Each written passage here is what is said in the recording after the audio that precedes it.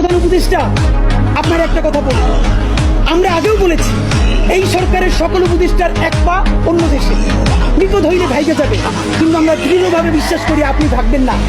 এর প্রমাণ, আপনি যদি ভাগতেন পৃথিবীর কোন দেশ আপনারে রাখতে চায় না বলেন? তাহলে হাসিনার আমলেও 10 তলা বিল্ডিং পাইয়া আপনার আদালতে হাজিরে আপনি দিতে আসতেন না।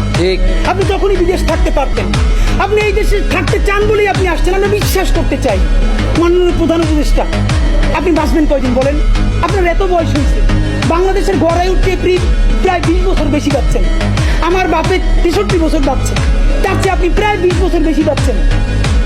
মাঝে মধ্যে মৃত্যু বেঁচে থাকার চেয়ে অধিক। মাননীয় প্রধান উপদেষ্টা, আপনি একটা গবেষণা করেন, বাংলাদেশে গত 50 বছরে কোন রাষ্ট্রপ্রধানের 30 মিনিট 40 মিনিটের বক্তৃতা, রিক্সা চালক, ভ্যান চালক, সবজি বিক্রেতা, বিশ্ববিদ্যালয়ের প্রফেসর, ছাত্র জনতা আধা ঘন্টা বসে তার বক্তৃতা শুনে নজির নাই যেটা আপনারটা হইছে। এটা কিন্তু আপনার চেহারা দেখে না। আপনি রাজনৈতিক দল করছিলেন, ফেরও করছেন, কিন্তু এইবার যে আপনার এই বাংলাদেশের পক্ষে হৃদয় নিংড়ে ভালোবাসা, আপনি যখন বক্তৃতা করেন আপনি আর্টিফিশিয়াল কিছু বলেন না, কিন্তু আপনি যখন ঘোষণাপত্র বললেন আপনার চেহারায় আর্টিফিশিয়াল ছাপ। ইদানিং আপনি স্ক্রিপ্ট দেখে দেখে বক্তৃতা করেন, এগুলো আমরা চাই না। মাননীয় প্রধান উপদেষ্টা, আপনার অন্তরে যা আছে, আপনারা যে বাধ্য করে তার কথা বইলে দেন না। আপনারা কি করবে বলেন? আপনারা খুন করবেন? আপনি প্রায় 80 বছর বাঁচছেন, আর কয় বছরই বা বাঁচবেন?